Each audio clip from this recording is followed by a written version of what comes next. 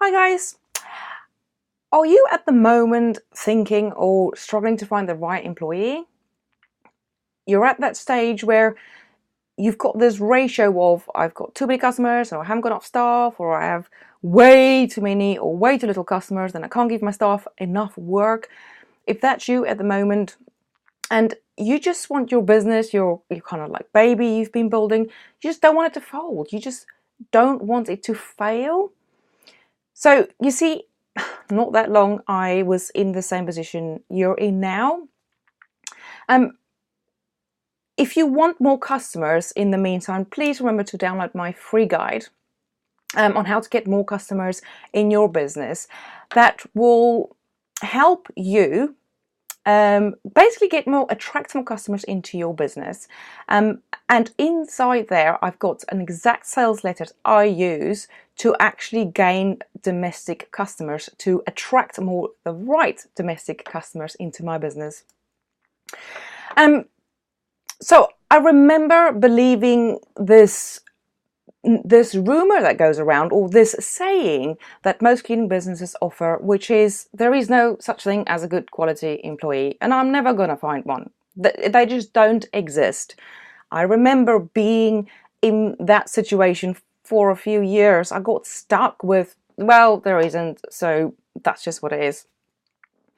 And I could never get to the stage where my customers would either accept an employee, or accept me training an employee or taking them with me, or even just my staff taking over the job. So I was constantly stuck with customers that just wanted me to clean for them. They just didn't want to budge. They were like, no, we just want you, because they were too afraid, obviously, the employee not being that great, but they were being greedy with me. And actually what I realized is they were being greedy with me, but actually they were running my business for me. They were telling me how I was running my business, because they only wanted me, and they did not want staff, and they did not want any other member or staff member to go in and clean, even if I trained them thoroughly and even if my services were still guaranteed. They were being greedy. So that was a very big problem that I had to overcome. I had to get that customers to believe in my staff, even if because I struggled obviously in the beginning to get quality members of staff, and believe that it was just literally not possible. So I knew I had to do something drastic, because I was constantly stuck in this where I constantly obviously get your customers, and then you get your staff members to cover, and then one staff member's ill and then you lose them, and then you're back doing that customers again. So if you're constantly stuck in that wheel, and I was there, I remember feeling so deflated all the time. I just wanted to give up, because there isn't such a thing as a good employee. And my customers are too greedy. I will never get out of this position where they just want me. I will never get out of there. And yet I still formed a relationship with those customers. So those customers were still very important to me. And I started sort of creating a bond with them. So they were special to me. They were my first customers. But I knew I had to do something drastic to get out of this constant spin of customers and staff, and not getting the right sort of ratio of the staff coming in with the customers. And I was losing customers because I didn't have the staff. And then when I did get the staff, I didn't have the customers. I needed to get out of this constant loop. So I advertised for cleaners like the highest wages that I could find any other adverts out there. I just literally went mad and advertised really high wages. Bearing in mind I was already broke, I was earning even less money. I didn't take even a wage at this stage at all for myself, because I just wanted to experiment with different things, and I needed to find a solution to my problem at the time. And what I found was, advertising a lot higher wages, the quality of people, the quality of the people applying and coming through, was much, much, much higher. You see, what you need to understand is the amount you pay will attract the person that you are going to pay for, because people that are good, people that have got work ethics, and people that are going to, have initiative and deliver outstanding results, and they're going to be trainable, and they're going to want to help you grow your business, they will demand more money. So if you constantly which what I was doing in the beginning. I was just thinking, well, this is the going rate for cleaners. I'm going to just sort of pay them this, and if they stay a bit longer, I'm going to give them an incentive and pay them a bit more. But I was still attracting the wrong kind of staff members. I remember I just had to obviously do something, but I saw a difference immediately in when I actually upped the wages, what I was offering the cleaners. However, then I was stuck because I was broke. So I did have a couple of really awesome, great employees, and I could really see great potential, but I didn't have enough customers and I wasn't earning money. So then I created another problem for myself. So at that stage, I decided, right, so it's either I have to raise my prices, I have to charge more, or I'm going to lose these customers, I'm going to lose the cleaners that I did have at that time, and my business will fold. My baby will fail. And all those people that told me in the beginning, oh, business is so hard, you're never going to succeed because running a business is so hard, I'm going to then prove them right. And I was just determined not to do that. But I remember when I first decided to raise my prices, to up my prices, I was so afraid of losing customers. I could not get this thought out of my head of, what if they say no? What if they all say no? What if they say I'm too expensive? What if they didn't want me anymore? How would I survive? I'm not going to have any money coming in. Hi Nissa, how are you? Thanks for joining me live. And the fear it was so real. I remember it every day, that fear of losing the customers because you're putting your prices up. And they're not accepting it. And what am I going to do if I've got no customers? I'll have no business. I'll have no staff. So I'll have to start all over again. It doesn't matter how many experts I listened to that told me you have to raise your prices. I just never could get over that fear of actually doing it. So obviously I knew I was at the time with these two very high paying staff members. I had to increase my prices or give up. That was the only options I had. So I decided, okay, so look, I'm just going to go in and I'm just going to do it. By the way, it went horribly wrong the first time because I just emailed them all and said, by the way, I'm increasing my prices. I think the first time I put it up by about £3 per hour. And yes, it went horribly wrong. I lost a lot of customers, which then brought me back to I didn't have enough work for my staff members that I had. But I kept paying them. I gave them guaranteed hours because I didn't want to lose them. And yes, I even used my credit card. I do not ever say, please do not do that. That's just kind of like what I did in the beginning, just to stay afloat. And just to get over that initial fear, well, not initial, it is a real fear that you have, that I had. So I had to obviously, like I say, go through the process, make the mistakes. I lost a lot of customers the first time I decided to raise my prices. But I realized something. I had a certain amount, or say for instance, I had 20 customers when I first raised my prices. And about 10 of them said, oh, I'm so sorry. No way, go away.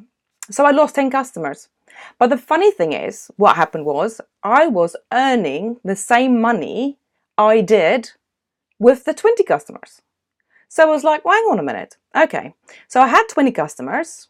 I had to pay these cleaners all these hours, obviously, to clean for them for lower money. And now I've got 10 customers and I'm earning the same. Hang on a minute. And that's when the light bulb went off and it's like, well, hang on a minute. This is good. This is a good thing. Although I made a lot of mistakes in my first raising my prices, I then discovered a whole new truth about how easy this actually can be. Now, it does sound very easy. However, it was very hard. The whole process didn't happen obviously overnight. I had to add a lot of value to my customers, obviously, for that price increase. So obviously all I did was keep doing that, and I increased my prices every 6 months. But obviously every time I did it, I learned how to do it better, how to add value, so I didn't lose my customers. And then obviously I had enough work for my cleaners, because then I could really get, like I say, if you haven't downloaded my sales letter yet, I've got the example sales letter. Oh, no, that's the wrong one. Sorry. I've got my example sales letter that's in the new How to Double Your Customers in a Month, which I use to then constantly bring in clients. And that's just a sales letter went out to make my customers aware that we are here, and if you need cleaning services, I always wanted to be first in mind. So it's all about spreading your seed. So then I had that dilemma still with all my customers, or the sort of my ones that I was very close to in the beginning, that you sort of got that bond. They didn't want me, and they did not want my cleaners, and they did not want me to bring anybody in to train with me because they were greedy. So with this price increase, it kind of like showed me, but hang on a minute, who is running my cleaning business? Because technically they are. They are telling me how I should run my business. So I went mad, advertised for a lot more customers, and got a lot more obviously customers in at the right price point, because I changed how I charge rather than just putting a price up there. So it's much more easier for them to accept it. Also, I was being seen as a premium cleaning service because we were charging higher. We weren't attracting the customers that just wanted you to clean their whole house in 2 hours. We were attracting customers that appreciated us and wanted quality and was willing to pay for quality. So basically, like I say, this was really, really hard. And I remember going through this process. I wanted to give up every day. Every day. I dreaded my phone going off because I thought, you know what?